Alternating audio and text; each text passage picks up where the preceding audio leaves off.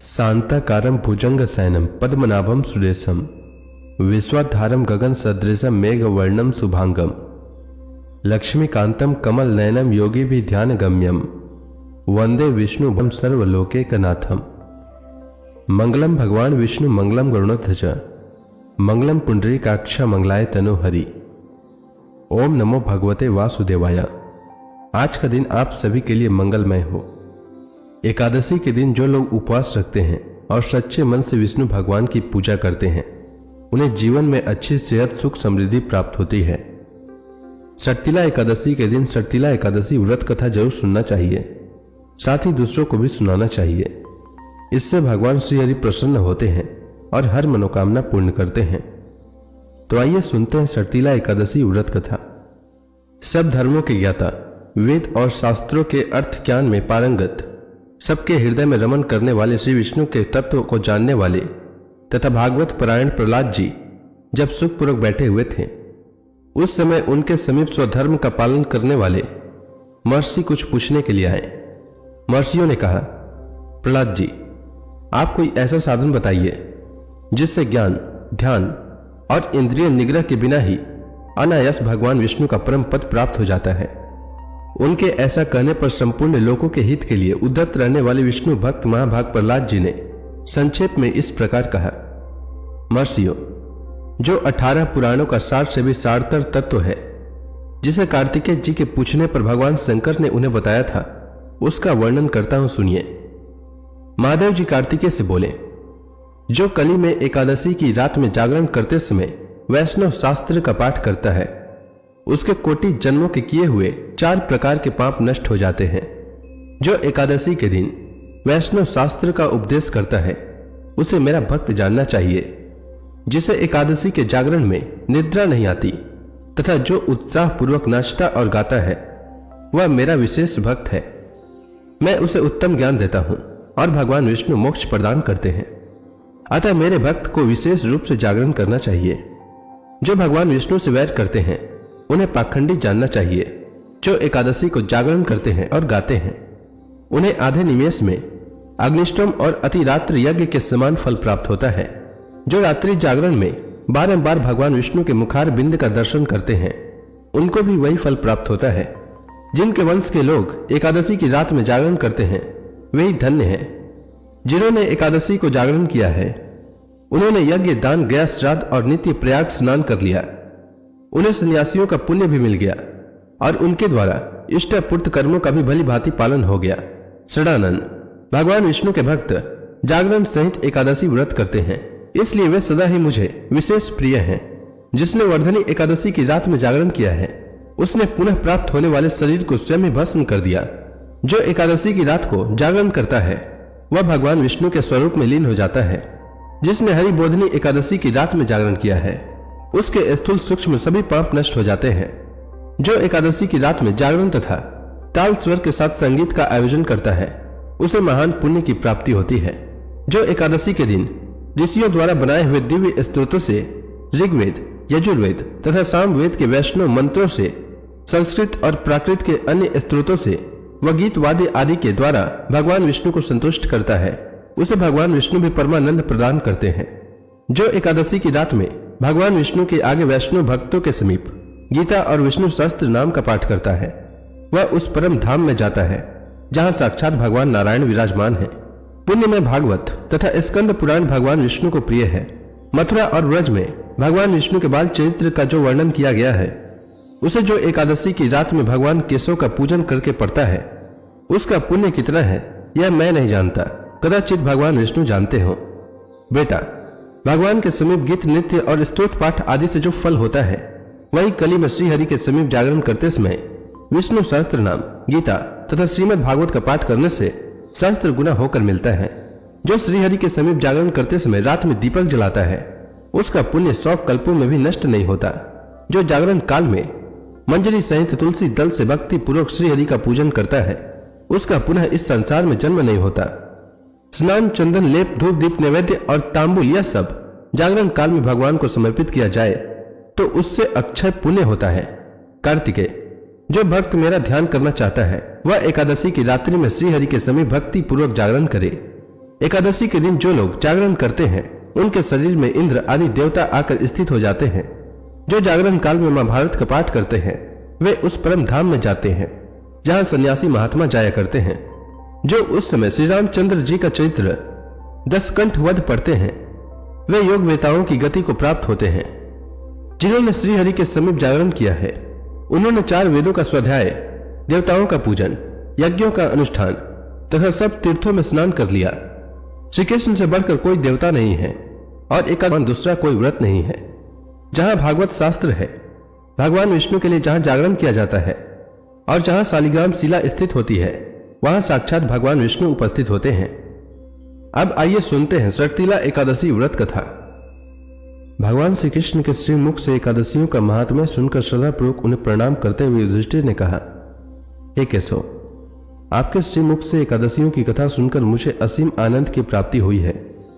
हे मधुसूदन, कृपया कर अन्य एकादशियों का महात्म्य सुनाने की भी अनुकंपा करें। भगवान श्री कृष्ण ने कहा, हे युधिष्ठिर, अब मैं माघ मास के कृष्ण पक्ष की एकादशी जिसे षटतिला एकादशी के नाम से जाना जाता है उसकी कथा सुनाता हूं, तुम ध्यानपूर्वक श्रवण करो। एक बार दालभी ऋषि ने पुलत से ऋषि से पूछा, हे ऋषि श्रेष्ठ, मनुष्य मृत्यु लोक में ब्रह्म हत्या आदि महापाप करते हैं और दूसरे के धन की चोरी तथा दूसरे की उन्नति देखकर ईर्ष्या आदि करते हैं। ऐसे महान पाप मनुष्य क्रोध, ईर्ष्या, आवेग और मूर्खतावश करते हैं और इसके बाद शोक भी करते हैं कि हाय, यह हमने क्या कर दिया। हे महामुनि, ऐसे मनुष्यों को नरक से बचाने का क्या उपाय है? कोई ऐसा उपाय बताने की कृपा करें जिससे ऐसे मनुष्यों को नरक से बचाया जा सके, अर्थात उन्हें नरक की प्राप्ति न हो। ऐसा कौन सा दान पुण्य है जिसके प्रभाव से नरक की यातना से बचा जा सकता है? इन सभी प्रश्नों का हल आप कृपया पूर्वक बताइए। दालभी ऋषि की बात सुनकर पुलत से ऋषि ने कहा, हे मुनिश्रेष्ठ, आपने मुझसे अत्यंत गूढ़ प्रश्न पूछा है। इसे संसार में मनुष्यों का बड़ा लाभ होगा। जिस रहस्य को इंद्र आदि देवता भी नहीं जानते वह रहस्य मैं आपको अवश्य ही बताऊंगा। माघ मास आने पर मनुष्य को स्नान आदि से शुद्ध रहना चाहिए और इंद्रियों को वश में करके तथा काम, क्रोध, लोभ, मोह, ईर्ष्या तथा अहंकार आदि से सर्वदा बचना चाहिए। पुष्य नक्षत्र में गोबर के पास तिल मिलाकर उपले बनाना चाहिए। इन उपलों से 108 बार हवन करना चाहिए। जिस दिन मूल नक्षत्र और एकादशी तिथि हो तब अच्छे पुण्य देने वाले नियमों को ग्रहण करना चाहिए। स्नान आदि नित्य कर्म से देवों के देव भगवान श्रीहरि का पूजन व कीर्तन करना चाहिए। एकादशी के दिन उपवास करें तथा रात को जागरण और हवन करें। उसके दूसरे दिन धूप दीप नैवेद्य से भगवान श्रीहरि की पूजा अर्चना। उस दिन श्री विष्णु को पेठा, नारियल, सीताफल या सुपारी आदि अर्घ्य अवश्य देना चाहिए। तदुपरांत उनकी स्तुति करनी चाहिए। हे जगदीश्वर, आप निराश्रितों को भी शरण देने वाले हैं। आप संसार में डूबे हुए का उद्धार करने वाले हैं। हे कमलनयन, हे मधुसूदन, हे जगन्नाथ, हे पुंडरीकाक्ष, आप लक्ष्मी जी सहित मेरे इस तुक्ष अर्घ्य को स्वीकार कीजिए। इसके पश्चात ब्राह्मण को जल से भरा घड़ा और तिल का दान करना चाहिए। यदि संभव हो तो ब्राह्मण को गौ और तिल देना चाहिए। इस प्रकार मनुष्य जितने तिलों का दान करता है वह उतने ही सहस्त्र वर्ष स्वर्ग में वास करता है। तिल स्नान, तिल के उपटन, तिलोदक, तिल का हवन, तिल का भोजन, तिल का दान, इस प्रकार 6 रूपों में तिलों का प्रयोग षटतिला कहलाती है।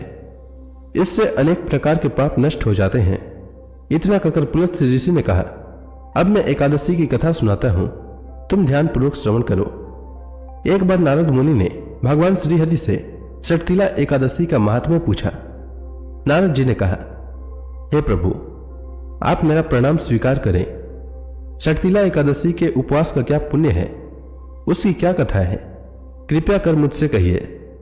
नारद जी की प्रार्थना सुन भगवान श्रीहरि ने कहा, हे नारद, मैं तुम्हें प्रत्यक्ष देखा सत्य वृत्तांत सुनाता हूं, ध्यान पूर्वक श्रवण करो। बहुत समय पहले मृत्यु लोक में एक ब्राह्मणी रहती थी। वह सदा व्रत उपवास किया करती थी।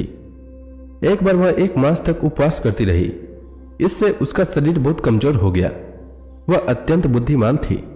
फिर उसने कभी भी देवताओं तथा ब्राह्मणों के निमित्त अन्न आदि का दान नहीं किया। मैंने चिंतन किया कि इस ब्राह्मणी ने उपवास आदि से अपना शरीर तो पवित्र कर लिया है तथा इसको वैकुंठ लोक भी प्राप्त हो जाएगा, किंतु इसने कभी अन्न दान नहीं किया है। अन्न के बिना जीव की तृप्ति होना कठिन है। ऐसा चिंतन कर मैं गया और उस ब्राह्मणी से अन्न की भिक्षा मांगी। इस पर उस ब्राह्मणी ने कहा, हे योगीराज, आप यहाँ किस लिए पधारे हैं? मैंने कहा, मुझे भिक्षा चाहिए। इस पर उसने मुझे एक मिट्टी का पिंड दिया। मैं उस पिंड को लेकर स्वर्ग लौट आया। कुछ समय व्यतीत होने पर वह ब्राह्मणी शरीर त्याग कर स्वर्ग आई। मिट्टी के पिंड के प्रभाव से उसे उस जगह एक आम वृक्ष सहित घर मिला, किंतु उसने उस घर को अन्य वस्तुओं से खाली पाया। वह घबराई हुई मेरे पास आई और बोली, हे प्रभु, मैंने अनेक व्रत आदि से आपका पूजन किया है, किंतु फिर भी मेरा घर वस्तुओं से रिक्त है। इसका क्या कारण है? मैंने कहा, तुम अपने घर जाओ और जब देव स्त्रियां तुम्हें देखने आए तब तुम उनसे शर्तिला एकादशी व्रत का महात्म्य और उसका विधान पूछना। जब तक वे न बताएं तब तक द्वार न खोलना।